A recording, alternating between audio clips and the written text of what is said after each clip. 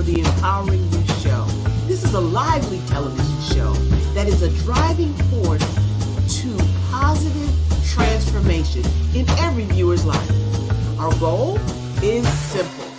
It is to elevate our audience members with clear, practical, helpful advice and engaging activities. We're here dedicated to sparking a journey of self-growth and empowerment, making sure each episode is a step towards professional and personal achievement. That's how we empower you on the Empowering You Show. So get ready, it's time. It's time for the Empowering You Show. I'm so grateful that you're here. It's Thursday, June 27th. Can you believe we're at the end of the month? Well, I'm glad you're here. I'm so happy to be a part of this phenomenal showcase. Thank you so much again for being here. And then, why do we do the Empowering You Show? Great question. We do this show to showcase business owners, phenomenal business leaders, entrepreneurs, thought leaders, and those doing phenomenal things in the community. Today is no different.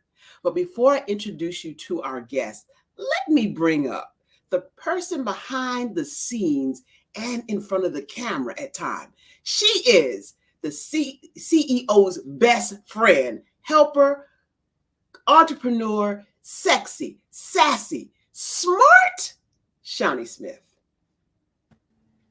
You forgot to add skinny. I need to start speaking this into existence. I'm just saying.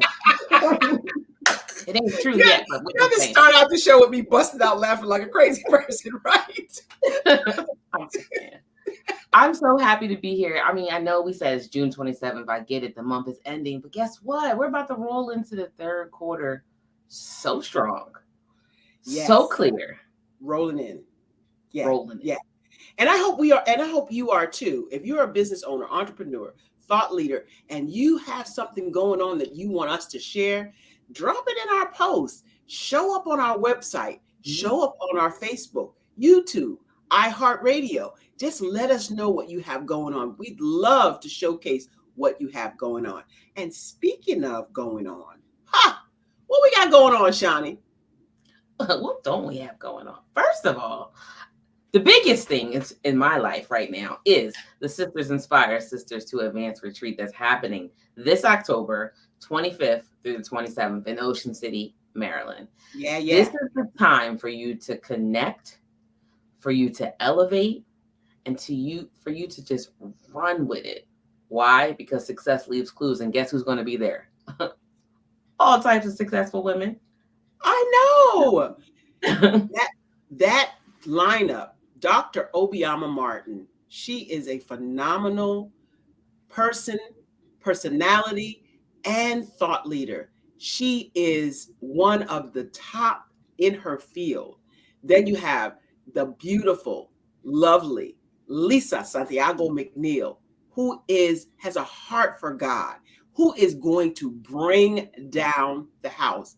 And then yours truly is going to help you navigate your success with succinct, straightforward, easy to follow plans to up-level your life. It is going to be an event like no other. Intimate, but special. Join us, Sisters Inspire Sisters to Advance, October 25, 26, and 27 in the beautiful city of Ocean City, Maryland at the Hilton Hotel. Was it? The Hilton Inn and Suites. And Suites. But the best part is what? They have a couple more days to take advantage of early bird pricing. Yes. Yeah, early bird pricing, early bird investment. It's on Sunday. It's on Sunday. Get in where you fit in. Go to barbarahsmith.com. The link is out there, barbarahsmith.com. All you got to do is remember to put the H in the middle. And now, without further ado, we want to introduce to you a wonderful person that I recently met, loving her like my own sister. She is dedicated to helping others make changes in their lives. She's a certified life, and I love this, happiness coach, a certified assertiveness and confidence coach, a certified holistic wellness coach, a professional speaker, workshop facilitator, and blogger. She is also a wife, a mother, grandmother, and an advocate against domestic violence. She is one of the Domestic Violence Speakers Bureau of Mecklenburg County, Charlotte, North Carolina, and a supporter of Safe Alliance, a resource for victims of domestic violence. She loves to cook, read, sew, crochet, and write. Help me bring to the show Sister Jeannie, Jeannie Muhammad. I was gonna say Janine, Jeannie Muhammad. It's okay. It's okay. This Hi. our sister. Listen, How, she's talking my language, food, happiness. What else is there? I'm just saying. and you said something that struck a chord with me. When you said skinny, that's what I'm trying to speak into my life. What you are looking so thin today. So thin. Oh, good. In fact, you might be skin tea with the T on the end, and I meant that on purpose. I'm just saying. Picking up some words. I love it. Thank you for coming to the show, Jeannie. We are excited for you to be here. We like to just jump right in and ask you, how did you become the happiness coach? Well, I'm still becoming that. Okay. I'm still becoming that. But the start of the journey was about 5 years ago. Okay. I decided that all the chaos and trauma that was in my life previous, I decided that I needed to use that to elevate and empower other women that have gone through similar circumstances. So that's Understand. when I started taking courses, and so that I would be able to speak with clarity, so that everybody would understand the importance of fighting the disease of domestic violence. So Wow. I took a course, a happiness course, and so from there, um, I was networking with other people, and someone said, "Oh, you're a happiness expert." I said, "Oh, I kind of like that. I Well, I kind of tell you like." what, when I first saw you, you exude happiness. When you got up to tell your story, for those of you who don't know, or probably all of you don't know, I met Jeannie in a setting of authors. It was Lisa Santiago and Brian K. McNeil's setting of the author showcase, and she is an author, and so by us being authors, we got a chance to meet. And when I walked into the room, actually we walked in together. We met in the parking lot, and we walked in together. She exudes happiness. Now, of course, by the way, you're wearing my favorite color. Just saying. Um, she exudes happiness, and after she told her story, which I want her to get to, it was like, almost, how could she be so happy having gone through so much? And so I want you at this point to talk about the backstory. We get a chance, most of us, to see how beautiful, how lovely, how wonderful our lives are now. But I want you to talk some now about your backstory. Yes, I always start with where I was born. And I was born in the middle of a cotton field in a two-room shack. It had no running water, no electricity, no, and in fact, the floors, it was a dirt floor. Wow. And there were five of us that lived there, my mother, father, and two sisters. And my earliest memory was waking up to my mother screaming. My father was beating my mother. And this went on throughout my childhood.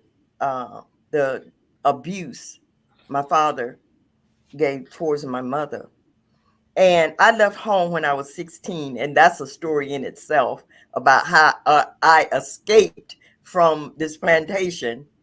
Um, and because it was in the country, and this was in the 60s, Mm,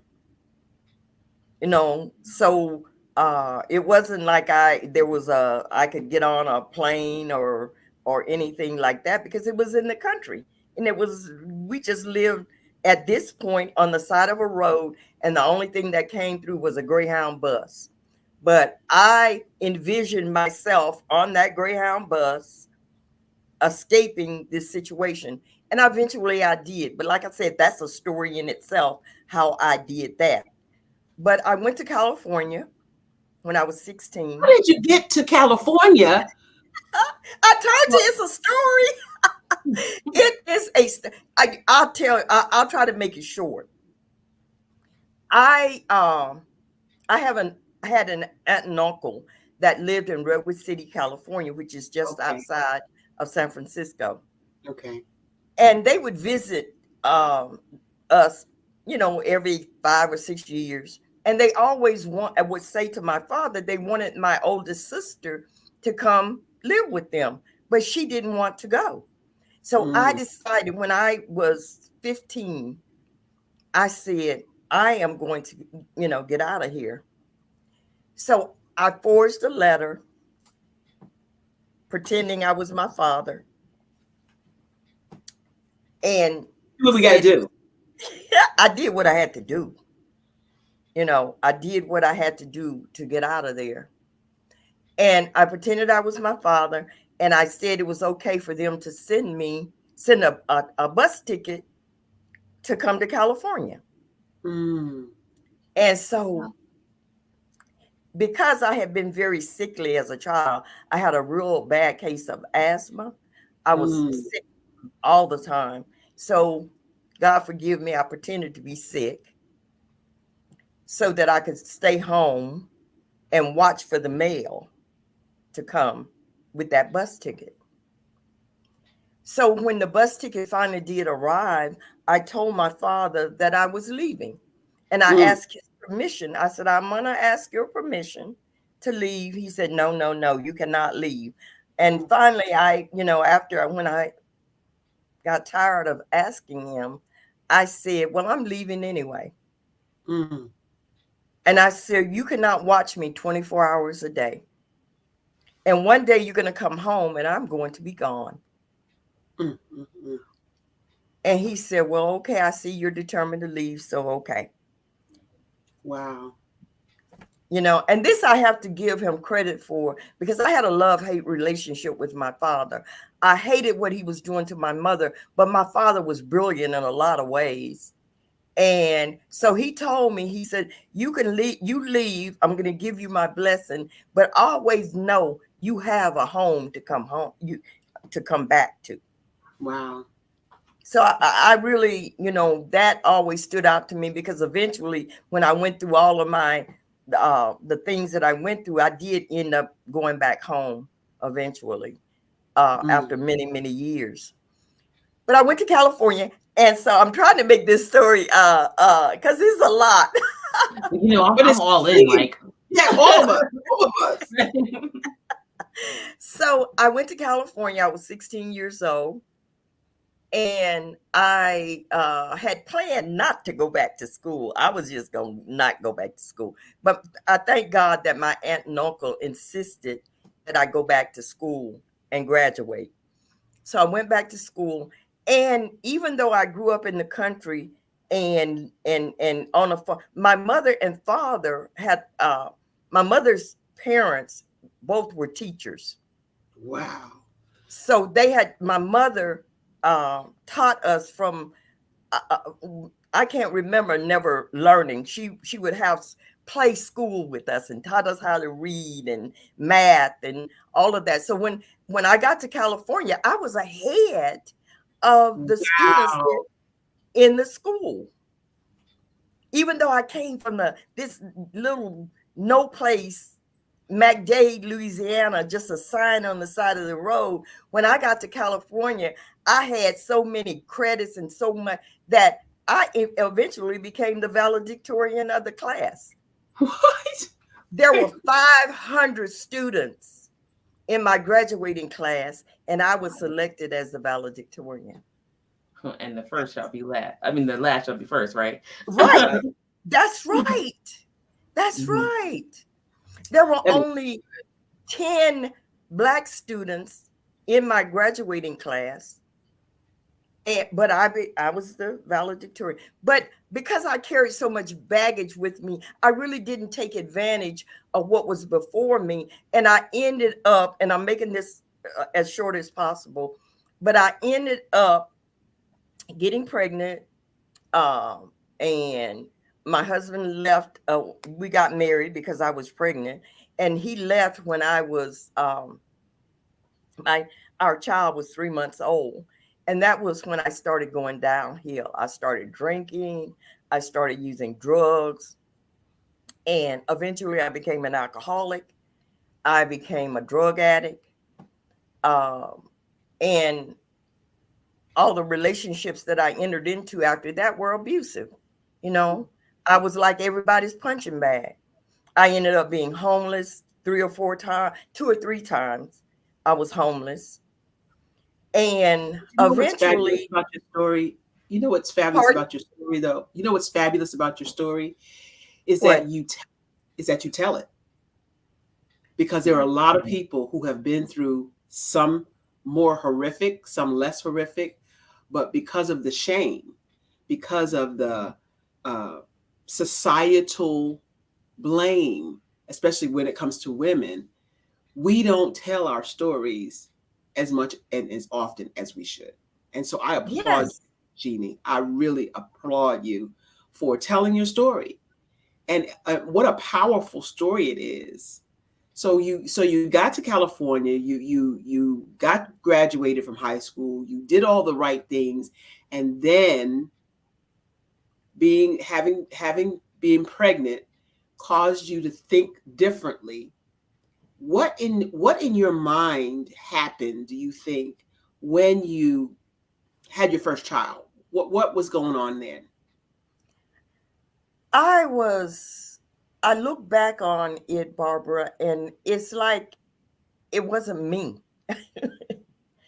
because it was like I was in a fog. I didn't know me. Mm, I didn't know who, I didn't know anything about having a baby. I didn't know anything about taking care of a baby. In fact, my oldest son and I now joke about it. He was an experiment. Lord have mercy. Right. So many, so many. And were you still at your aunt's house when you got pregnant? I was living with my aunt and uncle when I got pregnant, and because they were very religious, they threw me out. Pregnant? And right, and and so that was one reason we got married. And so we got married, and and my husband, he was going to UC Berkeley at the time. He Mm, was almost graduating. I was in college or junior college at the time, my first year of college, and I was attracted to him because he was this big time college man. He had this little sports car that I just thought was the usually the way. bomb. That's usually the Mhm. way. But what would Right. you tell them? What would you tell the younger Jeannie now, looking back? What would you tell young people or the younger Jeannie now, based on what you've experienced? Just to slow down, to really just take time to fall in love with yourself. Mhm. Take time to know you. Don't be in such a rush to go out and experience what the world has to offer before you're grounded in who you are. Mm, that's powerful. Johnny, Very. I know you got questions. I've been having all the questions. I'm gonna let you have some questions now. I mean, just piggybacking off of that, if you had to take this story from Louisiana to California, like your life, and you were to write a book about that, like what would you name that part of your life? Ah, the little big-eyed girl, the window to my soul. Oh, Hmm. that's so good, Jeannie. You got that written down already? Or you got that done? Yes, ma'am. Yes, ma'am. Wow. Yes, ma'am. Women who are listening out there, you want to give them something. what is it that you want to give them? Hope, knowing that no matter what comes into your life, I don't care how dark it may look, I don't care how it may seem as though there is no way out of the situation that you're in, there's always hope. Mm-hmm. And as long as you can um, just hold on and develop I always say, if you develop a relationship with our Creator, strive to develop that up close relationship. It doesn't care. I don't care what label you may put on it. I'm Muslim, Christian. I'm all of that. I'm all of those labels. I'm Jew. I'm Christian. I'm all of that, because I know there's one God. That's it. There's one God, and as long as we are uh, in love with that one God, and we serve that one God, and we're striving to please Him in how we live our life, there is hope. Don't ever lose sight of the fact that we can use all of our adversities as stepping stones to success. Mm, Everything that comes into our lives, we mm. can use it. It's an opportunity. Because God uses it all. Nothing He is wasted. uses it. He uses it all. Nothing is He wasted. doesn't waste anything. Mm. Let the church say amen. Well, okay, so you're a coach, right? And you have a phenomenal background and things that have happened to you in this journey. What's the first steps that you do when somebody comes to you and maybe their story is slightly different or is totally unrelatable to what your story looks like? How do you approach working with them to achieve their goals? That's a good question. I do have a process that I go through, like an Mhm.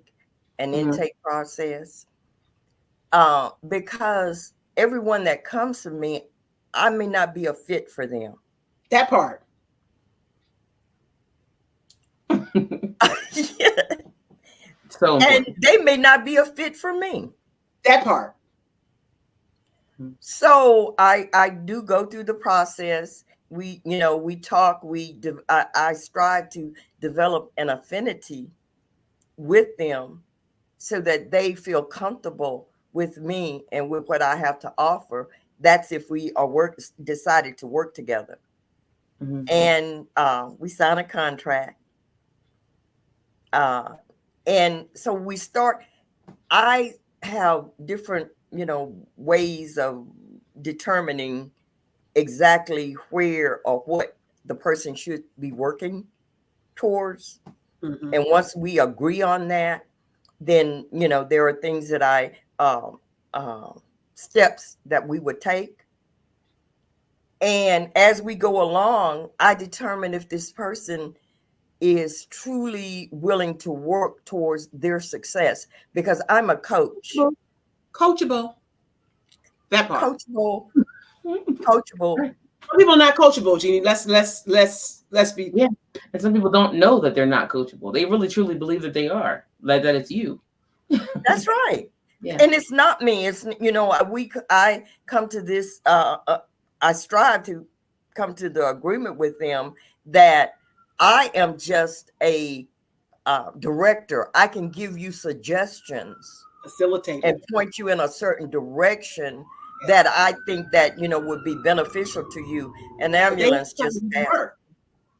But Ambulance just passed you or us because it sounded like it was here. oh no, that was me. But uh there's another one. Something really must be going on in my neighborhood. That's okay. Wow, that's We another can pray one. for them. But when I see that the person is not really willing to work towards their own success, I may make suggestions on things to do, and we come to uh, understand that we're working on SMART goals, and we're working smartly towards reaching those. So if they do not put in the work, then there will be there's nothing I can do to help you. And so I'm not going to take someone's money just to be taking the money and not see the results. I want people to succeed. Right. And so do you have a timeline? Like, is there a time constraint of, I'm giving you this advice or this coaching tip or this direction based on your goals, and you have a certain parameter, if you will, to know whether or not this is happening or this is not happening? How do you know? How do you pretty much, well, I already know how I know, but how do you pretty much know that this is not going to work? Once we actually start working, say that first week, and we determine, I will, you have this assignment to complete. We come to this agreement. These are your goals. This is what you have said that you desire to achieve. Right. I will give you suggestions on what you can do to achieve this. Now you come back to our next session and you haven't done anything. Okay. We're gonna, talk about it and find out why, and just okay. Now, second week, come back. I just didn't have time. This blah blah blah. This happened. I only did one of the things. Blah blah blah. Okay. Third week, nothing has been really accomplished.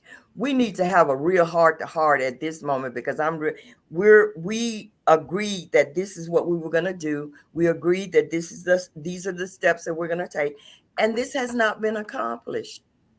Right. I don't want to waste your time or your money, and I don't want to waste my time.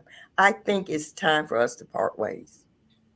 Okay. Ooh, I like that. So 3 weeks. So it's almost like, I did the work to find my happy place. I'm happy. I'm trying to help you get to yours. If you're not ready, then I guess you're just going to have to sit in it till you're ready.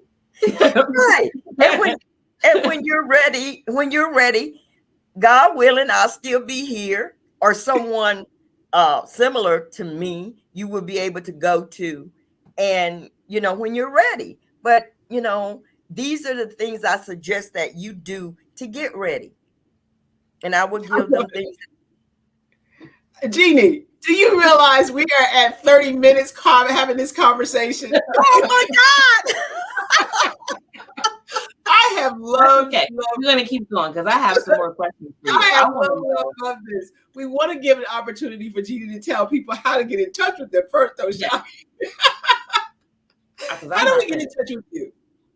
Okay, my website is I am Jeannie, JEANNEM.com. From my website, you can book consultations with me. I give a free 30-minute consultation to start out. And if you go to Jeannie M, just Google Jeannie Muhammad, you will find my Facebook, you will find Instagram, LinkedIn, all of that. My website, my books, they will be there. So Jeannie Muhammad. Okay. Do you have a free gift for our viewers too, right? Yes. As I stated in the beginning, I believe that once we fall in love with ourselves and truly develop a relationship with ourselves, so I have a self-love report that a person can start utilizing to really start loving self and fall in love with their creator. And then from there, they can branch out and really be able to attract people into their lives that are positive and that will lift them up instead of bringing them down.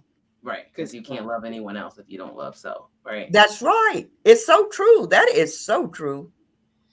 All right, Miss Shani, what else you got?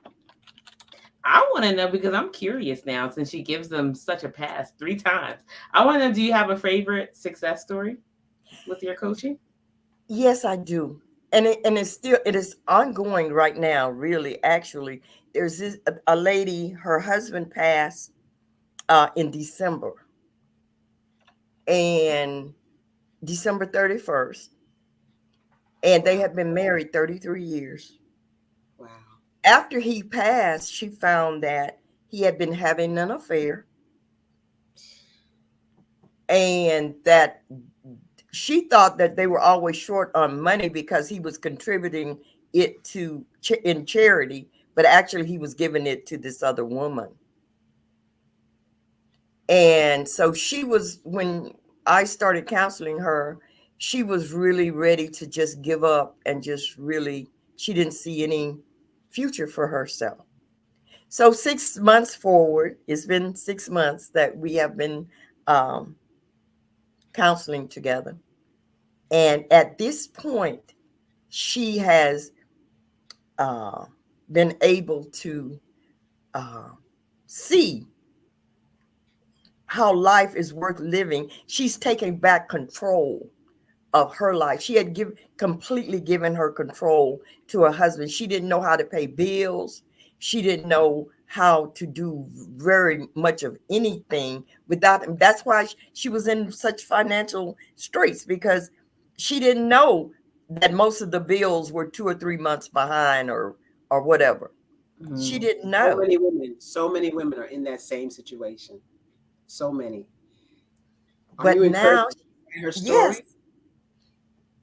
she's taking control. She's not where she wants to be, and I know it's not, I know there's God willing, there's just so much more ahead for her, but now she is so much farther along than she was when he passed. What does that make you feel like as the coach? Oh, That part. I know that God has used me That part. to help someone else, and it's, Yeah. I feel so honored that he would use me. Yeah. That part. Wow. I mean, because we're on assignment. We know that. We Yes. know we're on assignment. We know, I know personally, I love to write a list and have the satisfaction of crossing it off. So sometimes those things on my list are just pieces of my assignment for the day. And maybe my assignment is to just make some, give somebody a compliment or pray for so and so, and like just cross that off. So I love that. Yes, yes, yes. And as a I have coach, been so honored. Oh, I could just talk to you two for the rest of the day. well, well, we feel the same We have that with effect you. on people. I'm just saying. Yes, you do. Yes, you do. Yes, you this do. this is an Because amazing, we're on amazing assignment. journey. And I have enjoyed having you on the show. We have to have you back because there's much, much more to unpack with you, obviously. We want to let you know that this is Jeannie Muhammad on the Empowering You show today. One more time, Jeannie, how do we get in touch with you?